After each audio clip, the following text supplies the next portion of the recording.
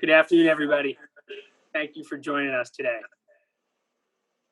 We are here to discuss the safe reopening of our public schools, perhaps the most urgent issue facing New York right now.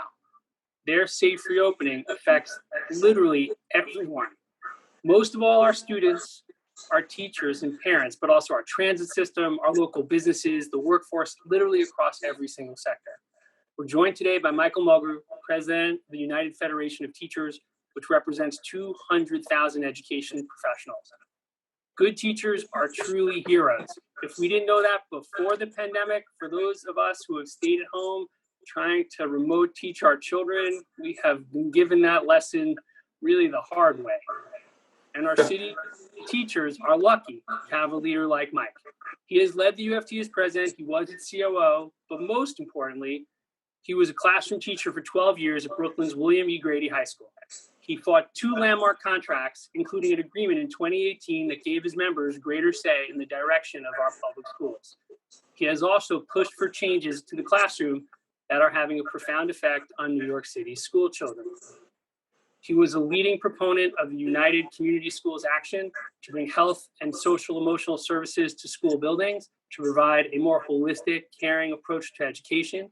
And he advocated for the PROS initiative, which gives educators the ability to introduce innovative and productive changes to the way schools function.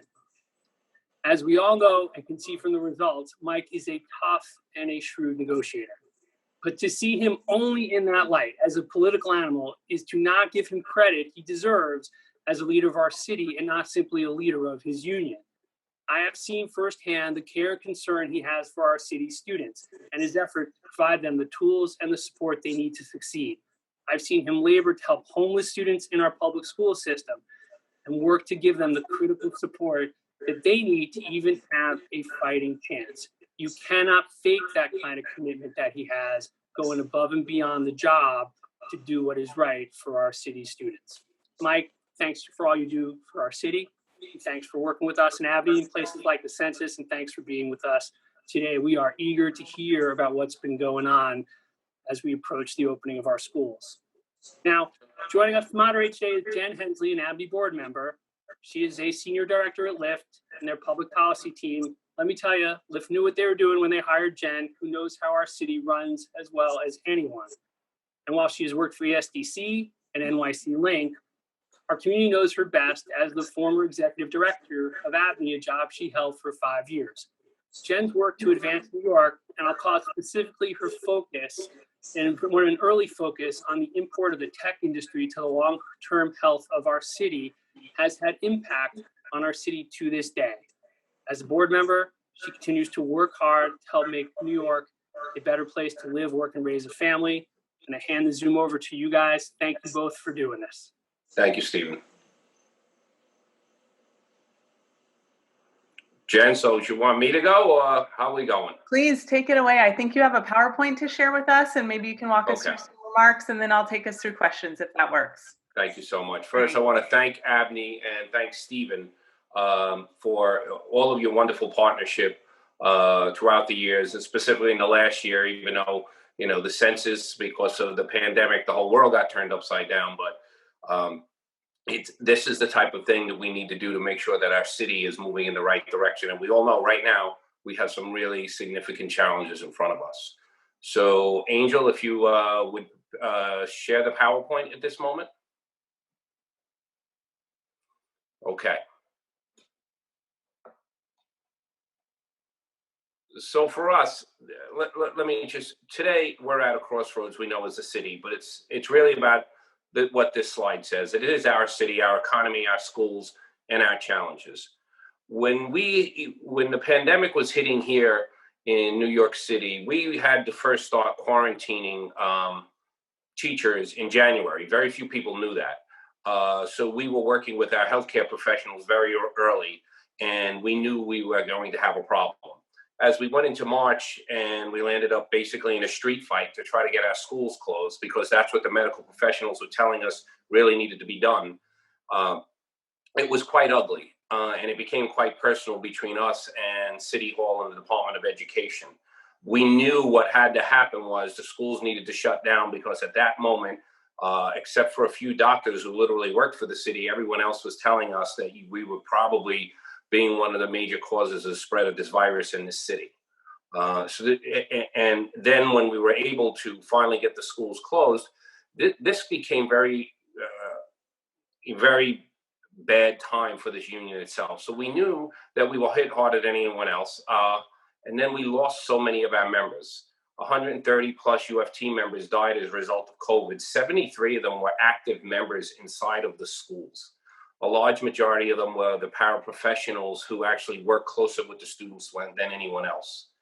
So we take this entire pandemic that we know has engulfed our city and our country has become such a big deal for us. And then on top of that, we're dealing with our economy that has been devastated. So right now, the Municipal Labor Council met this morning. We have 22,000 layoffs on the table from the city at this moment.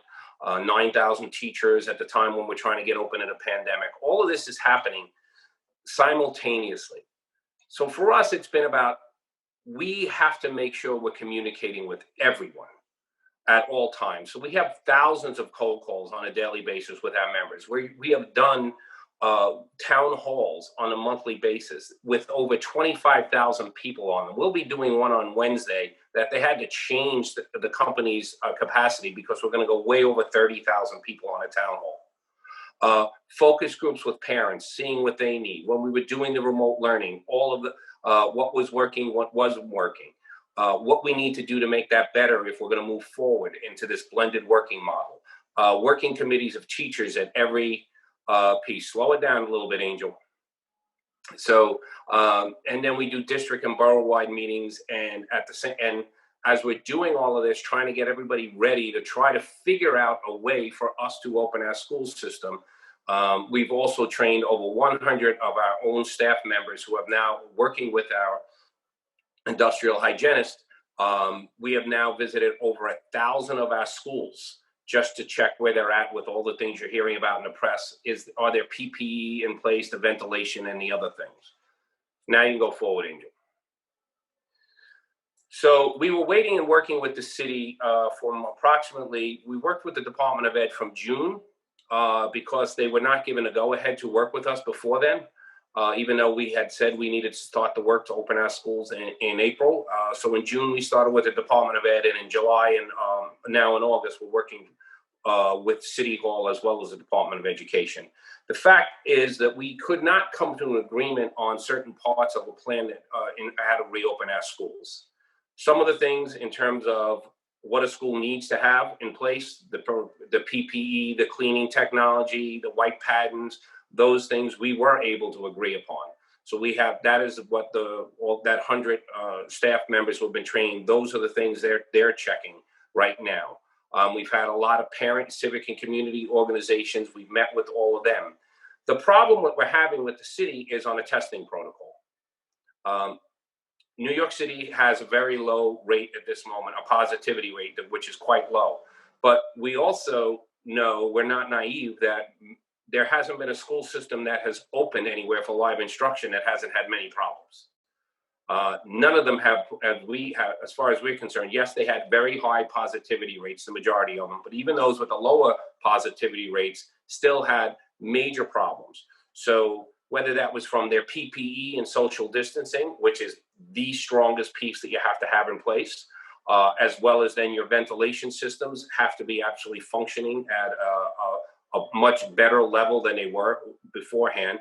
But the piece is that you have to have a mandated testing policy. And the city was absolutely reluctant and is still reluctant to do that. And we've been clear, what the medical professionals have told us is they said, you could test everyone, that's fine. It's more of a psychological thing, but it's important. But we have to have what is known as a medical monitoring testing system in place, because you need to be testing each school community on a monthly basis to see what is going on inside of the school community itself. They said with those things, they would feel comfortable. And the picture you're seeing on the PowerPoint, you have two doctors from Northwell, and the one on the right is the head epidemiologist. And yet on the top right screen on the video is the head epidemiologist at the Harvard Medical School. And this is what they've told us we will need to do, because there is a great concern. And when I first went to them, I said, look, I would like to get the schools open, but I need to do it safely. They pushed back immediately on me and said, we are okay with you opening your schools, but we don't look at it as the opening of school. We're trying to look at it as, are you going to cause us a problem by causing the spread of this virus again? So that is the lens they came at this with, where they wanted to ensure that what we were doing was safe for this city. And obviously you could see some of the elected officials were on there. So we now have that. This is what is on the table with the city at this moment. Go ahead, Angel. It's very simple. We want to keep it simple for parents and everyone else. Are all the supplies in place? Are they ready to go? Are the procedures in the building? Does everyone understand that they have to customize the procedures for their own individual buildings? And then they have to train everyone to make sure they know how they're doing it. And then do we have a mandated testing program in place? If you have those three things, a school can open. If you don't have one of them, no, the school cannot open. If you have these three things and then all of a sudden you're not following the procedures, or you forgot to order the supplies, then the school has to close again. Because again, what we're trying to do here is open our schools because it is so important to our city that they are open, but at the same time, adhere to what the medical doctors who have fought this virus on the ground in each community are saying to us is, you need to be extremely rigid and responsible to make sure that you do not start causing the spread of this virus again. Go ahead, Angel. So this is where we're doing right now. We're gathering all of the data to move so that we can start to move our school system forward. I know that as I'm talking to you right now, within the next 4 hours, I have to go in front of the executive board of the UFT, and I have to either tell them we're doing a strike vote, or we do believe we have the ability, we have the working of a deal so that we can try to move forward with all the planning to open our schools. That has not yet been determined. It's fortuitous that I'm on this the ABNY Zoom today, because normally I would have tried to cancel this, but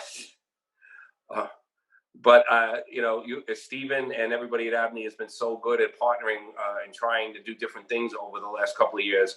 I told Stephen we would move forward with it. I don't know where this is going at this moment. I know we're not prepared as a school system. These things on this list right now, we have still not visited every building, neither has the Department of Education.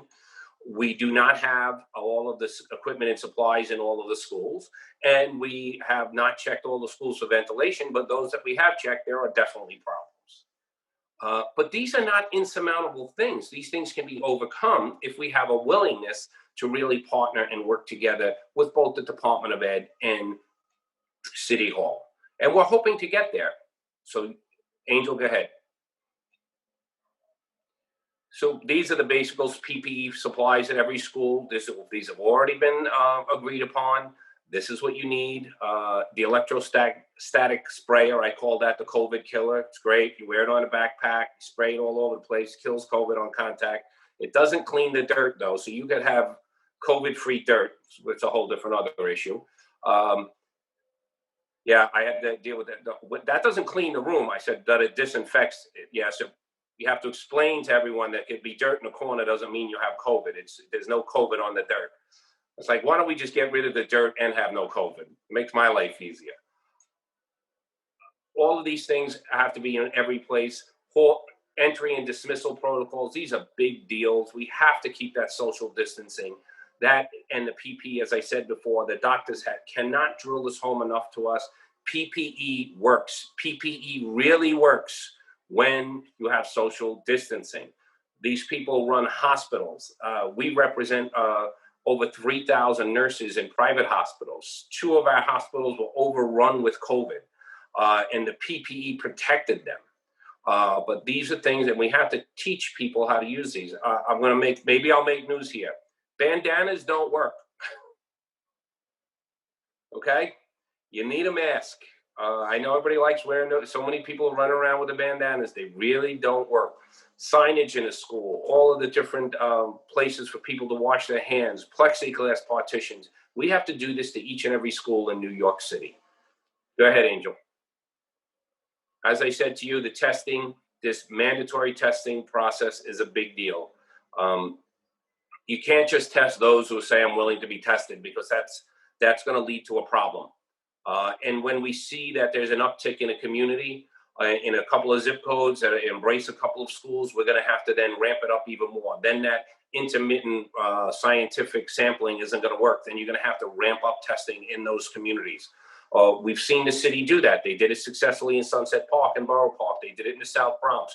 We know that, and now that we've had that practice, we know it actually works. So we need to make sure we have the same practice for our schools. Go ahead, Angel. So that basically is the quick slideshow. I'm not a big PowerPoint person, so we can take that down now. So for us, it really is about, we know that there's a great responsibility for New York City to try to move into a different place. But because of what we've been through, I do believe that New York City should have the most aggressive policies with the greatest number of safeguards, because we don't want to go through what we went through. And I know the virus has emerged in different parts of the country, but nobody was hit as hard and as quickly as we were. And we understand the damage that it's done and the lives that it has taken from us, and has the hardships families have faced. But we also understand that our economy has been greatly hurt by it. And the school system is the basic, what I call the foundation of each and every community. So it's an important thing for us to try to get our school system moving. But we can't do it if we're going to put everyone's lives in jeopardy again, because we're not listening to the medical professionals and we're listening to political rhetoric. So that's what we've been fighting for. And you know, my role as an AFT vice president, I've been part of different lawsuits and different actions in different states where schools should not have opened. And we fought to keep schools closed. But at the same time, I can say to you all on this call that here in New York City, you have a group of workers who understand the importance of the work that we are trying to do and are fighting to open our schools. But we can't do it unless we have the safety procedures that independent medical experts are telling us. There can't be doctors on the payroll from New York City. I'm sorry, we're not going through that again. We went through that in March. So this is where we're at this moment in time at 2:19 on Tuesday afternoon. We'll know shortly, over the next couple of days, if we're going to have a major war, even a bigger war, with the city of New York, or if we can actually get to the hard work of preparing each one of our schools to open in a way that is safe. So I thank you for allowing me to have this time today. And I thank you for all of the partnerships that you have done with our union and our teachers and paraprofessionals and guidance counselors throughout the years. So, Jan? Thank you so much. Yeah, thanks, President Mulgrew. Great to hear from you. And thanks so much for the overview and for the months of hard work that you and your team have put into doing everything that you can to make sure that we can reopen safely.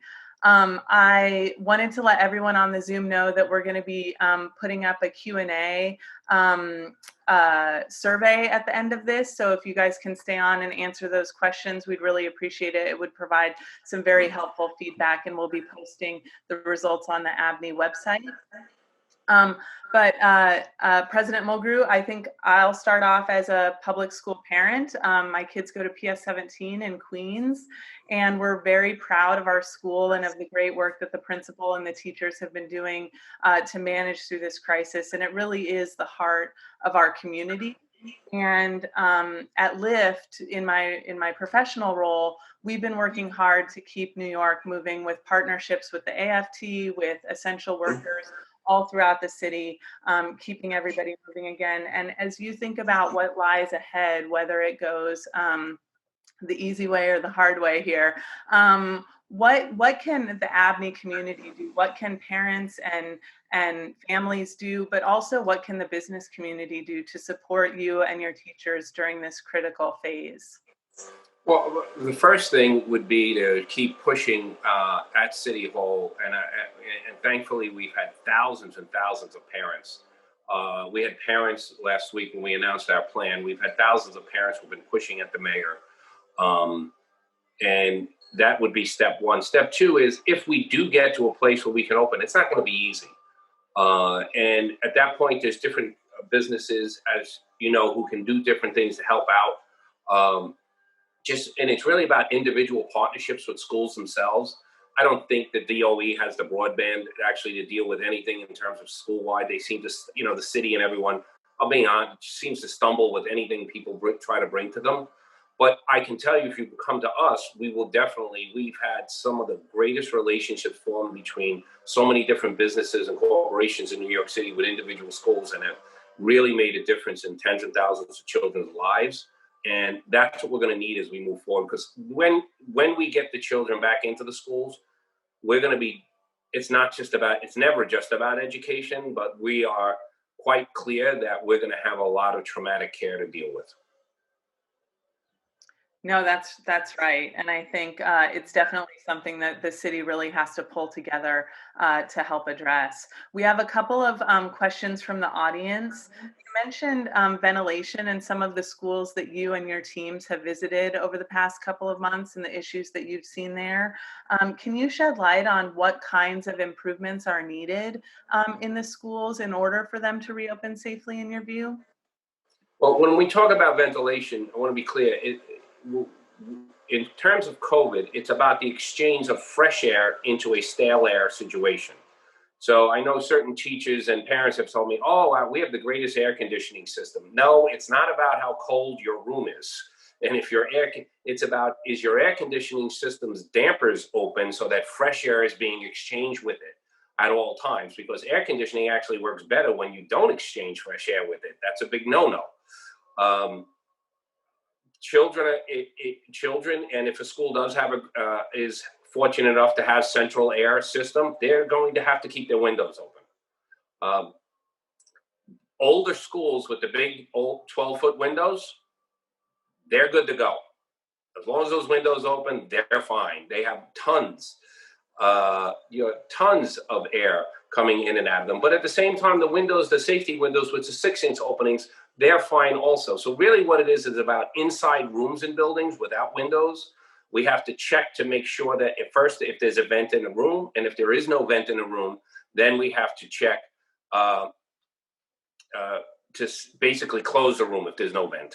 And then when there is a vent, we have to check, not with toilet paper on a stick. We have to check to make sure that the outside air ducts, they're called dampers, are opening and there's fresh air coming into the room. But there's going to be a lot of rooms in New York City that will not be usable. Yeah, that's definitely a big challenge for our infrastructure. The audience is also interested in the questions you raised around mandatory testing and what the issues have been with the city around the mandatory testing, and why, given the scope of the testing that's broadly available in New York City, why there hasn't been more of an embrace of school testing protocols. This is part of where we're stuck at this moment. I think there's a reluctance to say to people that if you want to come to school or you want to go to work, that you need to be part of a test. We're not going to test everyone every month. The doctors are very clear that this is a medical monitoring situation, and they only want scientific representation, scientific random representations. And that is really the gold star of actually monitoring your school, any community. So a school itself would be considered a community. It's this reluctance to say that people need to be tested, which I don't understand, since we require vaccines. And I know some of those, sometimes they get controversial, but we're in a health crisis, a public health crisis. We had a lot of people get sick. And this is only going to be until we can get through this. And we hope that'll be a short period of time. Yeah, definitely. And just a reminder to the audience, if you do have questions, you can put them into the chat box and we'll look at those. One other question about the city budget and sort of thinking about the magnitude of the crisis that we're in. You mentioned the layoffs that have been threatened and the city's fiscal position. What is your perspective on the city budget and on the contingency plan if borrowing or federal aid don't actually come through? We're in for a minimum of 3 tough years, and that's if everything goes okay. But we could be in this for 10 to 20 years. I think we all have to be realistic and just say we have to do everything in our power to keep what the pain that we know is going to come, that was already here. We want to minimize that period of pain. The federal government, clearly you all see it, everybody sees it playing out on a daily basis. If the current president thinks he's losing, he'll probably do the package. If he thinks he's winning, he won't do the package. Do we get the borrowing? Then we have, who believes who? It's a sad time because a lot of elected officials just don't trust each other. So for us, you are elected to do your job. You can't say that our economy hasn't taken a major hit, but at the same time, we don't want we don't know how long we'll be in this situation, so we have to be prudent. We need to know exactly what if we're borrowing, what we're borrowing for, and what it's to be spent on. It can't just be, oh, give me the authority to borrow as much, this much, and I'll do what I need with it. I don't think that anyone is willing to sign up to that right now, or almost anyone. So that's where we need to push this. I know I'm working quite a lot in the middle of all of this with our colleagues from Albany, and it's just getting to the point where it's what I said before. It doesn't stop telling us why this one doesn't trust this one, or this entity doesn't trust that entity, because all I'm hearing is you're not willing to help the communities. And the last thing the city needs is more people unemployed. And if those layoffs go through, the city services are going to be decimated on top of everything else. And then you'd be looking at that 10 years of pain minimum. Yeah, it's definitely a rough outlook. But I think that just further strengthens the resolve of the ABNY community to support efforts to get this right and to make sure that the city can recover as quickly as possible. One question, there's a lot of focus on preparing for in-person learning, but what still needs to be done to prepare for the possibility of all remote learning, or for those parents who have chosen fully remote learning? That's a phenomenal question, because if we do open, with the number of students who have opted out and the fact that no student would be going to school full time, more than 70% of our work will be done remotely. And you don't hear any conversation about it from the mayor. And this is one of my big frustrations. Could you imagine anyone on this call who runs a business where 70% of your business is one thing, but your own people don't want to talk about it and act like it's not even. So that's to me is a lack of understanding of what the school system is being challenged by. And we can't let that fail. So this whole idea about opening schools on September 10th without an instructional plan in place, yeah, the PPE and everything else has to be in place, but you're going to have what's now known as a live in-classroom teacher. You're going to have a fully remote teacher. You're going to have a remote teacher for blended children. And all of this stuff has to be coordinated through an educational platform at a school. Now, just think of this massive undertaking that we're about to do. We're changing the entire way our school system works, and which requires, there's a good thing about this. That means that there'll be a team of educators who are responsible for a group of students. To me, that's something that's innovative and something we've wanted to do for quite a while. We have it in some schools, experiment, but most people, most schools have never even thought of doing such a thing. So we're going to need this period of time to basically start looking at, how to orient families and students. Is all your technology working? Is basic stuff? Is your digital equipment working? Are your translation services in place? Are your assisted devices in place? Do the parents know what time, if we're going to shift, what time is best for you when you can be there for your child. For the older students who we know can handle the social media, the digital stuff better, the question for them is, okay, so I'm going to assign you this work, but you need to touch base with me at certain points in time. How do we start using office hours, things we've never done before? So all of these things are going to have to get coordinated, but basics become each school has to have a functioning educational platform. Inside of it, you have to register each and every class. Each and every class has to have their curriculum and basically their syllabus, their scope and sequence in place. And then you have to have a team of teachers who are all working off that coordinating. That's really where we should be putting the majority of our work right now. Yet we're doing most of it on the live in-person teaching because of the safety issues that are there. But I will tell you that we've done a lot of work on the remote instruction, and the chancellor has recognized the fact that the majority of all instruction will be done remotely. So we are hoping that it will be better than it was between March and June. I can guarantee you that. We're all getting better at it, I think. Yeah. Which is, and I want to thank all the parents who became teacher assistants. Thank you. Seriously. On that note, are there lessons being shared across the country or around the world as other systems look at dealing with this? And you mentioned your role with the AFT as well. Are there best practices that are circulating, or is New York really charting the way here? What we have found out is a lot of the school systems went on to these, they bought companies who were selling, we can do everything online for you. That did not work out so well. Can you believe they promised amount of capacity and broadband and then weren't able to deliver it? But what we're having is that we do have teachers, groups of teachers. We have Share My Lesson that we're doing. That's a national program. We have groups of teachers who are putting all of these lesson packages together. But we haven't seen, in terms of remote instruction itself, New York City has probably done more of it now than anyone else. It's not like, I know a lot of parents thought it would be like, oh, you just switch to an online college class. It's not like that at all. Obviously, you know, because you went through this. I know Stephen knows because he went through this. It's not like that at all. So New York City, we have really, some of our schools excelled so much at it, but we're now sharing all of that amongst each other. Yeah, definitely. It's great. I do think, I'll speak for PS17.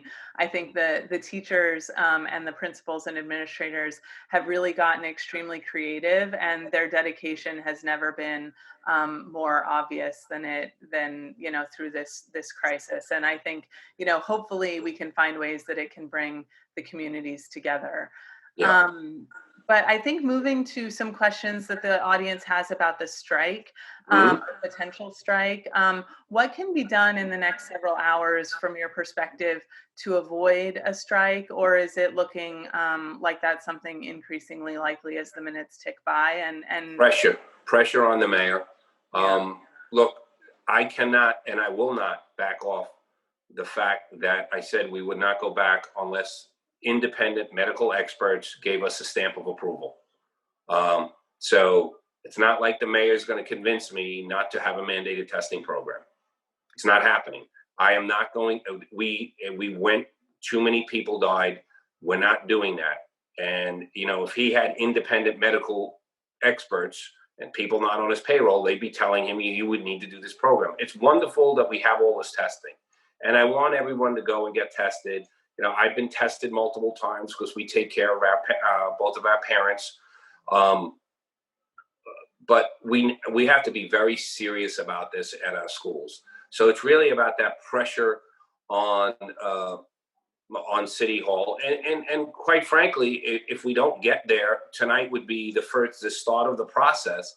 But we're going to ratchet up the pressure quite a bit, more than we have now at this moment, because nobody wants to go on strike.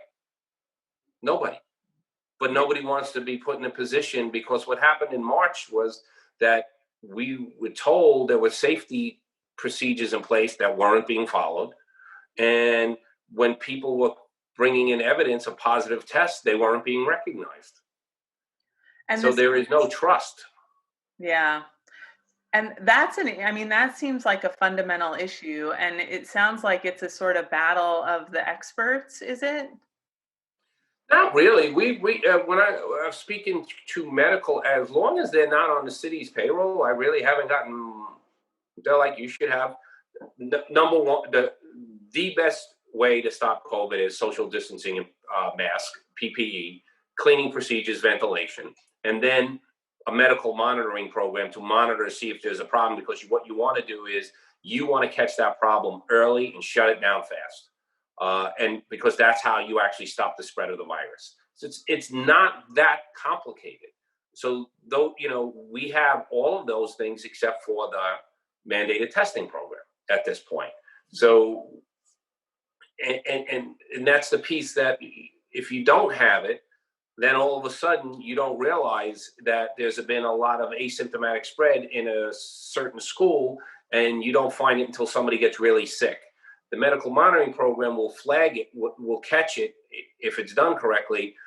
It should catch it before there's a lot of asymptomatic spread. And then this way you can shut things down and get people into quarantine, and at the same time get people tested so they'll know if there's going to be, they can get the medical attention that they need quickly. And what do you think is the city's, or what has been the city's main reluctance to instituting something like that if it's so clearly so essential to being able to reopen safely and effectively? I have different theories about it. One is a political piece of saying that we're mandating testing, which is perfectly fine. You can do that. I think that it might be that issue. And then the other one is if you're saying you're mandating testing, you're responsible for doing the testing. And, I know once you're responsible for something, especially in government, a lot of people don't want to do it. Yeah, I think that's that's something we've seen throughout this pandemic. And, I think as a city, it's important. I agree with you that it's important we all keep the pressure on to make sure that our leadership knows just how important these things are to us being able to continue to live, work, and do business in the city safely. So there's a question here about commutes, teachers being asked to commute to New York City schools to teach in potentially empty classrooms.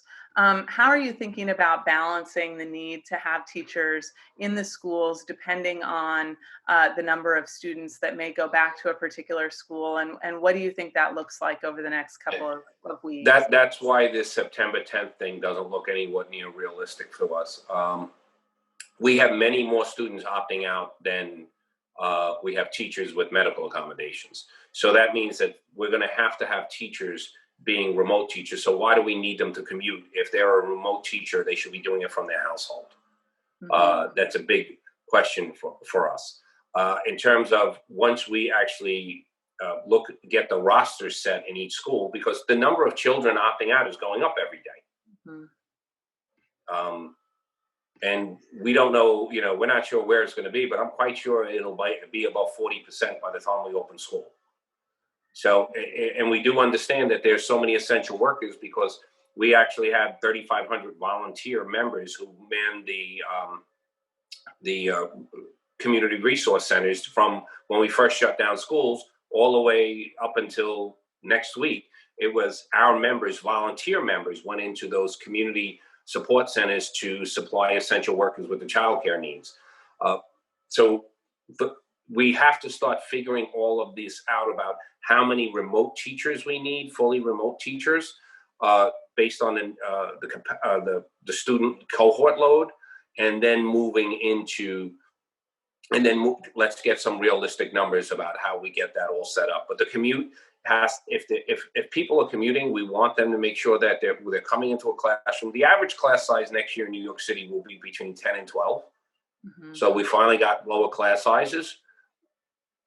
Yeah. But we also have, and you're going to hear more and more, we have a teacher shortage. Yeah. Which is why the whole idea of layoffs on top of this teacher shortage it's such like one big, huge nightmare. Well, it definitely feels like there's a lot of anxiety around all of this from every side, and the lack of certainty, lack of clarity, and the ongoing posturing, I think, makes everybody anxious about it. And so hopefully, as we mentioned, we can move toward resolutions quickly and soon. One other question was about outdoor learning and kind of what role you think that plays in the schools reopening. I think, we're entering into fall. There's going to be weather issues. There's a lot of variables in terms of that. I wonder how you and how the teachers that you represent feel about that. It should have played a bigger role, but there was no willingness on the other side to discuss it months ago. They didn't want to discuss anything. Dumping it on the schools to figure it out, right? 2 weeks before the school opens, the principals are quite angry. They're like, our buildings aren't programmed yet. You still haven't told us all the kids coming into the building. We don't know what staff we have. But you made a public announcement telling the parents that, oh, you can do outdoor learning and your principal needs to figure it out. Was not a helpful move. It should have been a bigger piece. But as I told the mayor and the chancellor, the closer we get to school, the less options we're going to have because of the amount of planning time. And that's really a result of it, because outdoor learning should have been a bigger part of our plan. If the decision were made today for New York City to go 100% remote, do you expect that school could still start on September 10th as planned? No, I think that coordination of all the services in terms of an instructional plan for each school, it would make it easier if we knew every child was remote, because then you wouldn't have to deal with trying to set up the school building itself.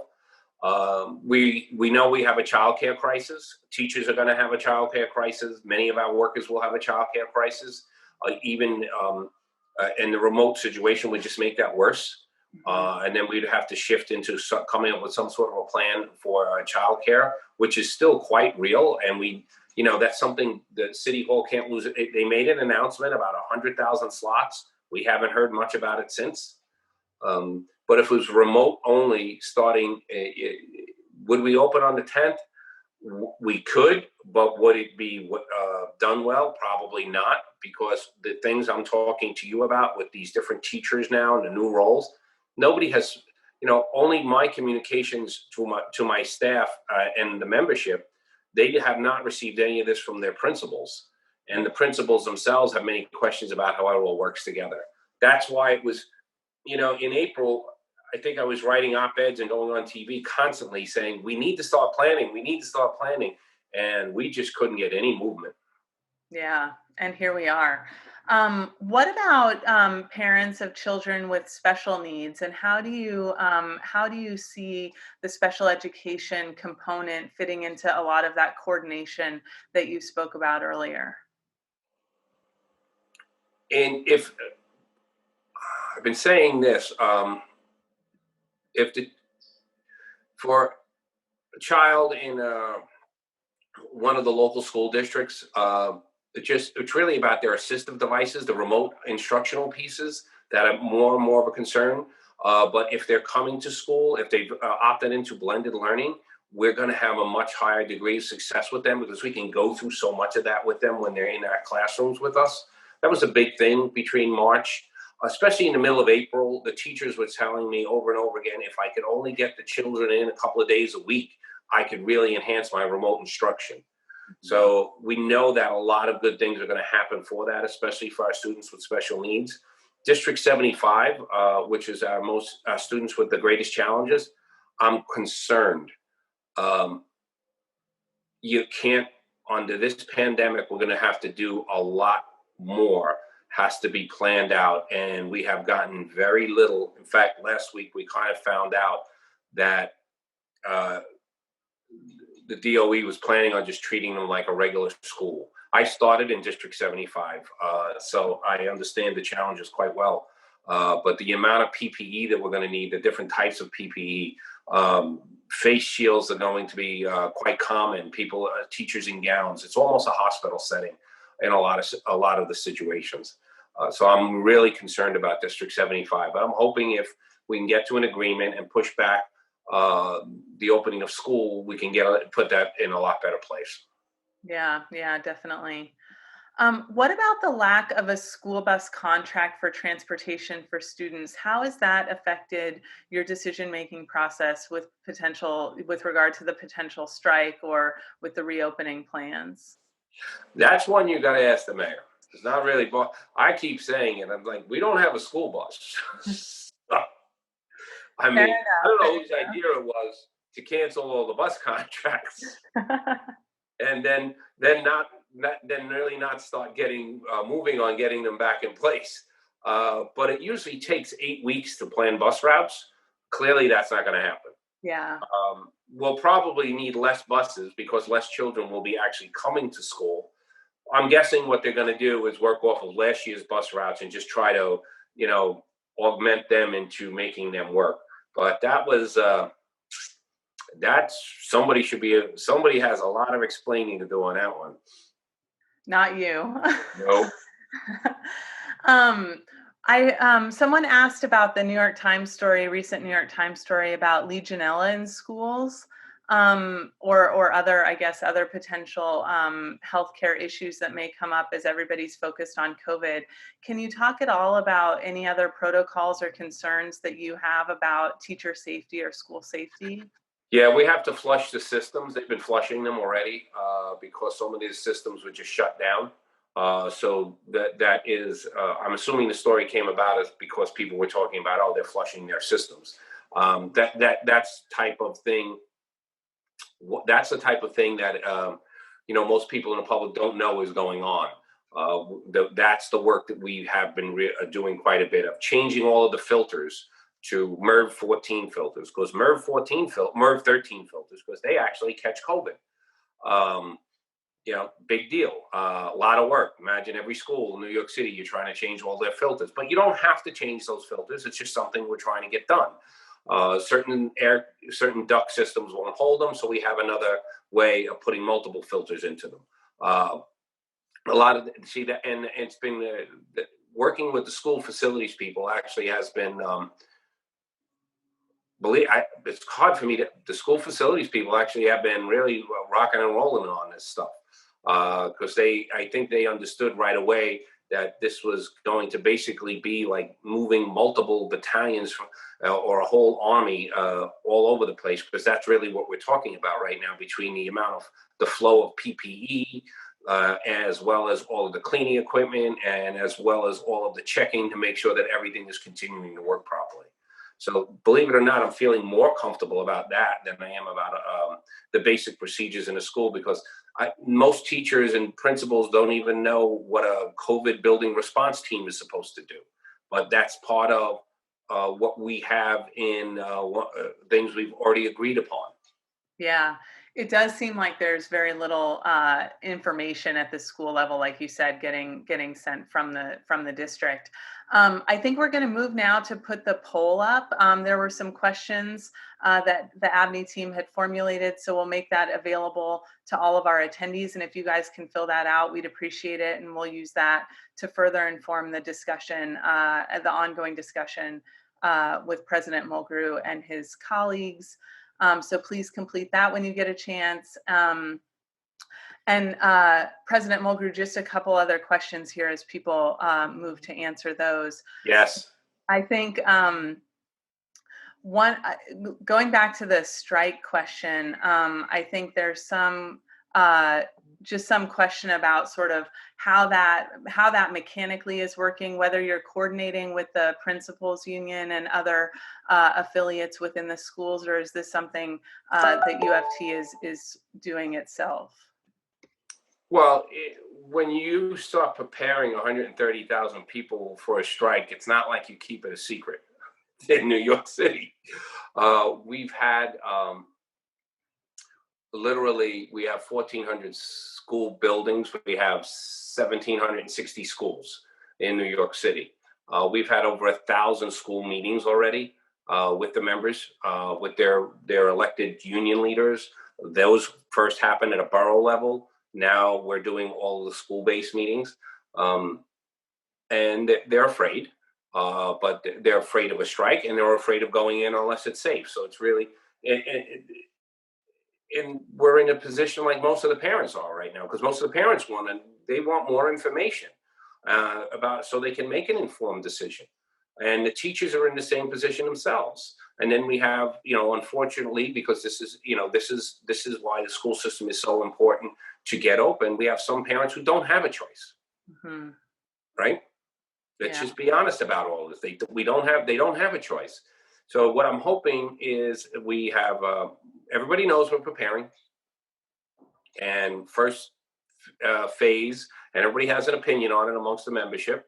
But the first thing would be to do is take an executive board vote, and that might happen tonight.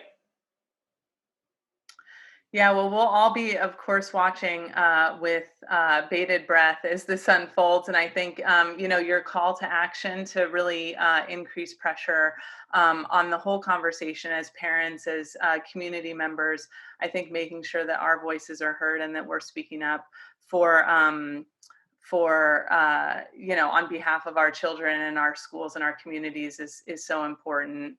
I think maybe last question before we kind of wrap it up.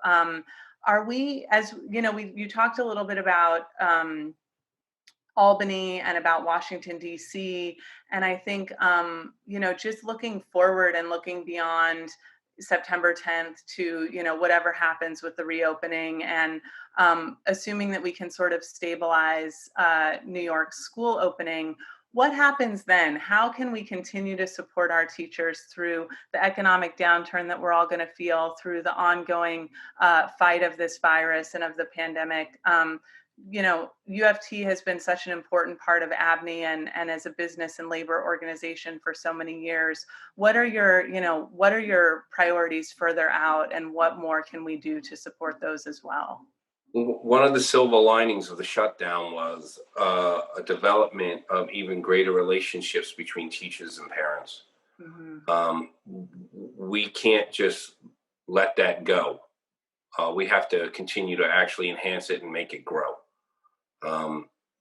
I've met with thousands of parents since March, and that outpouring of support. And I never, the classic story is I always knew my child's teacher cared about my child, but I never understood that they're basically a guardian for my child, that they really love my child and they want to do everything in their power for my child. We have to take that same energy, because it's not going to be easy over the next couple of years. So it's really about schools actually forming even tighter and greater communities, because there's going to be bad budgets.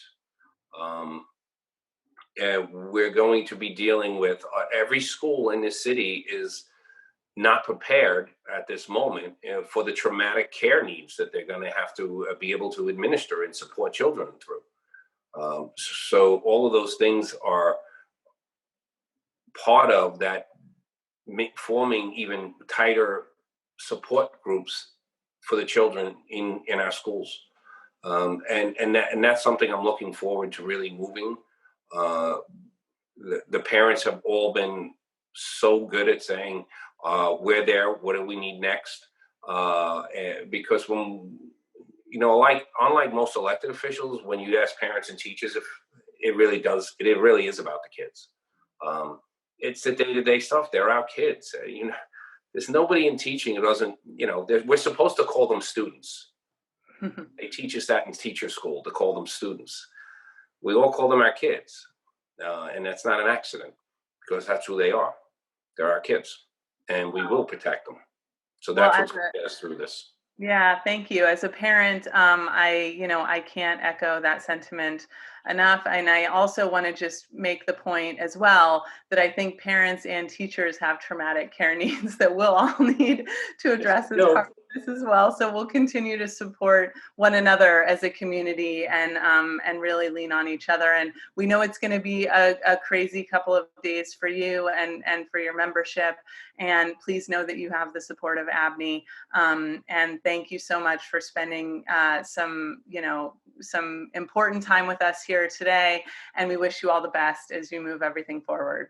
Thank you. And everyone be well and be safe. Thank you. Thank you, Mike. Take care, everybody.